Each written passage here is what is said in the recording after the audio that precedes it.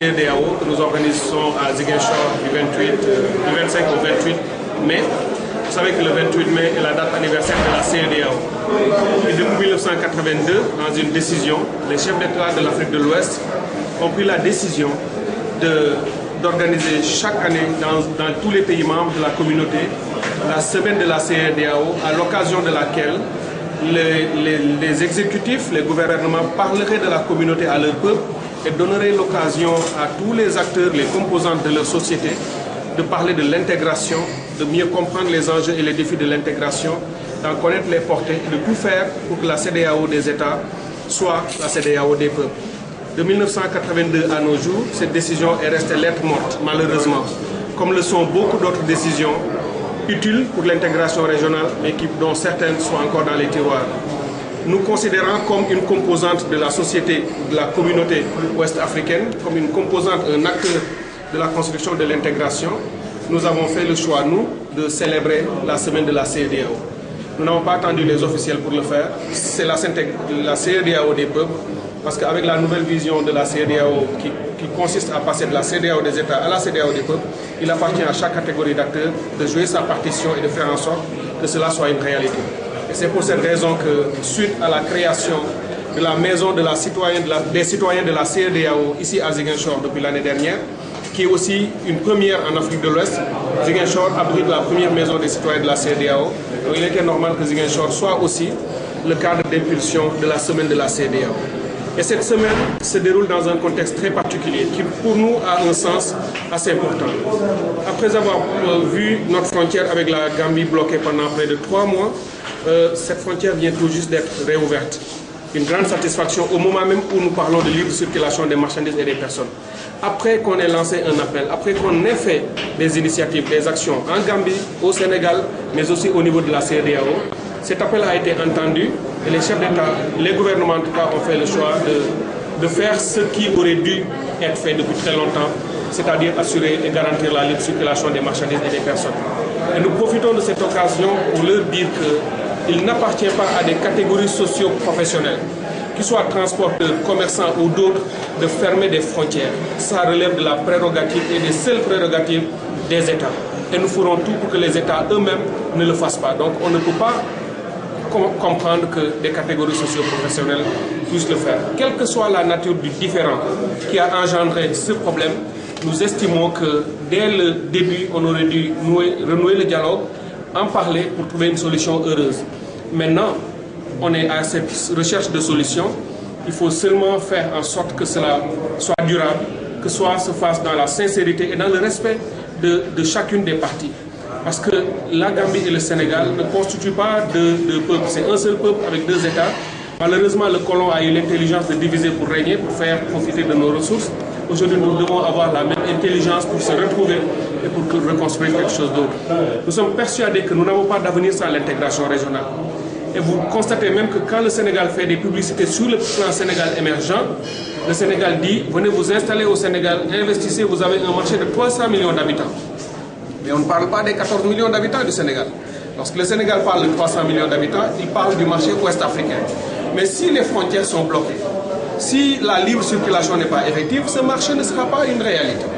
Et ce pays doit être parmi les plus en pointe dans le combat pour le renforcement de la circulation des marchandises et des personnes, parce que plus de la moitié de nos exportations qui nous confèrent de l'argent, qui fait la création de richesses, se fait dans la sous-région ouest-africaine, ça ne se fait pas sur les marchés mondiaux. Plus de la moitié de notre richesse est créée à partir de nos exportations en Afrique de l'Ouest. Pour nous, ça a du sens. Si nous bloquons la Gambie, nous bloquons aussi la Casamance. C'est une fin d'histoire et de géographie. Nous devons, avant de prendre de telles initiatives, nous rendre compte que derrière la Gambie, il y a une partie, une composante du Sénégal qui est la Casamance, et en bloquant la Gambie, on bloque la Casamance. Et ceux qui ont toujours dit qu'il faut faire le contournement, je pense que beaucoup parmi eux n'ont pas fait le contournement eux-mêmes. Parce que si on peut faire 400 et quelques kilomètres, pourquoi on en ferait 900? On nous a dit que l'intégration est une réalité. Il appartient à nos chefs d'État et nos décideurs d'en faire une réalité pour que traverser une frontière soit une chose facile et normale, comme c'est le cas en Europe, comme c'est le cas en Amérique ou en Asie. Et on a vu que tous ces pays qui en ont fait une réalité sont aussi des pays qui progressent vite en matière de création de richesses et de développement. Nous ne devons pas être en reste. Notre commerce intra-régional n'est que de 15%. pendant qu'il est de 80% en Europe, pendant qu'il est de plus de 70% en Amérique, il a dépassé depuis longtemps 50% en Asie. Nous restons dans 15%. Et cela est l'une des explications de notre retard économique et de notre sous-développement. Nous pouvons changer les choses. Nous sommes persuadés que c'est une bonne chose. Et ici, de Ziguinchor, ce que nous avons constaté, c'est une très forte mobilisation des populations. Lorsque vous avez dans les salles tous les délégués de quartier, vous avez l'imam, vous avez les représentants de l'église et toutes les catégories socio-professionnelles, je pense que c'est un message que la ville de Ziguinchor, dans le cadre de la Casamance entière, lance au Sénégal et à l'ensemble de la communauté ouest-africaine en leur disant nous voulons de l'intégration régionale parce que c'est l'un des leviers de notre transformation et de notre développement. C'est le message que le peuple a donné et c'est un bon présage pour la semaine que nous ouvrons ici. Qu'est-ce qu'il faut faire concrètement pour que ces barrières, pour que ces contraintes de l'intégration et de la libre circulation des personnes et des biens sortent? Il y a une panoplie d'initiatives, il faut beaucoup d'actions et de leviers différents dans des secteurs donnés, avec des acteurs différents également. Ce qui doit être fait par les États, les gouvernements, relève de leurs responsabilités. Ils ont signé des décisions, ils ont mis en place des politiques, il leur appartient de respecter les décisions auxquelles ils ont très librement souscrit. Lorsqu'on s'engage à assurer la libre circulation des marchandises et des personnes, on ne peut pas se cacher derrière des transporteurs pour laisser fermer des frontières. Ce n'est pas acceptable. C'est violer les textes communautaires. Et ça, c'est le Sénégal qui l'a fait. Lorsque la Gambie lève le prix du jour au lendemain, empêchant les Sénégalais quasiment de traverser, c'est aussi une responsabilité gouvernementale de la Gambie unilatérale. Ce n'est pas acceptable. Parce que tout ça a un impact négatif sur leur peuple. Donc, nous appelons les chefs d'État et les gouvernements à assumer leurs responsabilités de respecter les textes qu'eux-mêmes ils ont signés. Personne ne leur a demandé de signer ces textes, ils l'ont fait. Mais à côté de ces acteurs, il y a aussi toutes les catégories socio-professionnelles qui sont des composantes et des parties prenantes. Lorsqu'une frontière est fermée et que les commerçants voient leurs conteneurs bloqués dans les ports pendant des mois et qu'ils perdent de l'argent, ils doivent se lever et le dire parce que ce sont des citoyens, ils ont des droits. Et ce sont leurs droits qui sont violés. Ils doivent le dire là où il faut le dire et prendre toute initiative nécessaire pour régler cela. Mais nous, ce que nous faisons aussi comme acteurs non gouvernementaux, ayant une certaine expertise dans les questions d'intégration et pouvant promouvoir le dialogue multi-acteurs, c'est aussi notre rôle de le faire, de faire le plaidoyer à tous les niveaux. Il y a tout juste 2 jours, j'étais à Ouagadougou avec le président de la commission de la CEDEAO et le commissaire au commerce de la CEDEAO. Et nous avons lancé une initiative dans laquelle Enda Kassid est partie prenante, qui s'appelle la Task Force régionale sur le schéma de libéralisation des échanges. La CEDEAO a décidé de créer une zone de libre-échange pour enlever toutes les barrières au commerce. Malheureusement, ce n'est pas toujours respecté. Et on vient de mettre en place une nouvelle task force qui a la responsabilité et la légitimité pour que lorsqu'une frontière est bloquée, qu'on aille dans ce pays-là pour résoudre le problème et parler avec tous les acteurs. Ça fait partie des initiatives à prendre, mais le reste, c'est faire en sorte que toutes les populations, les communautés à la base, poussent les États, parce que les États sont souvent des machines lourdes.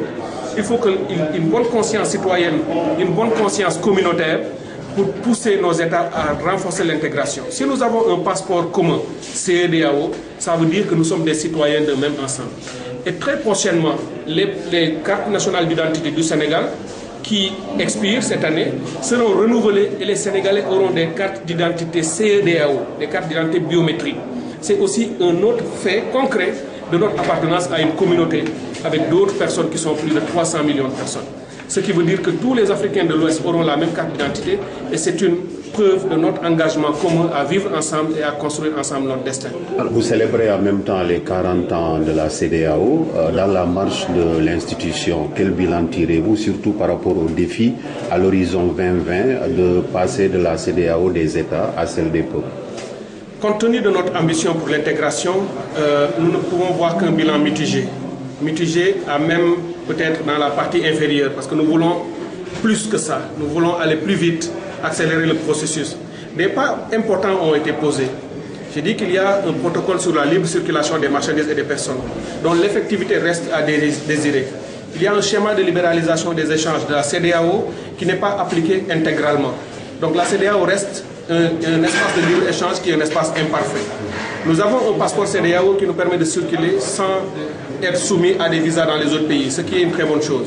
Mais lorsqu'on remarque le potentiel d'intégration, la soif d'intégration des peuples et le résultat qui a été obtenu, on se rend compte aisément, malheureusement, qu'on n'a pas fait le progrès qu'il fallait faire. Il y a des pas importants qu'on aurait dû franchir depuis longtemps Malheureusement, ce n'est pas fait. Il y a encore beaucoup de défis. On va peut-être dire qu'on est à 25 ou 30% de notre potentiel. Il faut aller beaucoup plus vite parce qu'on sait que non seulement les peuples veulent de l'intégration, mais c'est notre seule chance en matière de développement économique. Il n'y a pas d'autre. Notre avenir n'est pas sur le marché asiatique, c'est très loin. Ce n'est pas sur le marché européen, c'est très loin. On peut y exporter des choses. Mais toutes ces communautés du monde font d'abord de l'intégration régionale. Et je vous ai dit que l'Europe commerce avec les autres pays européens. Pour près de 80% de leur commerce, ça se fait intra-Europe. C'est seulement quand vous voyez d'autres produits européens sur nos marchés, c'est dans les 20% qu'ils exportent ailleurs. Les 80% sont déjà consommés par des Européens. Vous allez en Amérique du Nord, vous avez la même proportion, mais nous sommes à 15%. Et c'est ce potentiel qu'il faut booster parce que ça peut développer nos pays très rapidement, créer de la richesse. Récemment, j'ai été à Tambacounda et à Kidira et nous avons constaté qu'il y a plus de 700 camions maliens par jour qui font ce corridor dans les deux sens. Vous imaginez la masse financière qui est amassée par le Sénégal dans ce commerce. Si ce commerce s'arrêtait, quelle qu'en soit la raison, c'est notre port qui tomberait, c'est notre économie qui en souffrirait. Et c'est une raison fondamentale de pousser l'intégration, d'être très ambitieux et de pousser plus loin possible. Parce que cela est possible, c'est ce que les États veulent et les populations. Alors,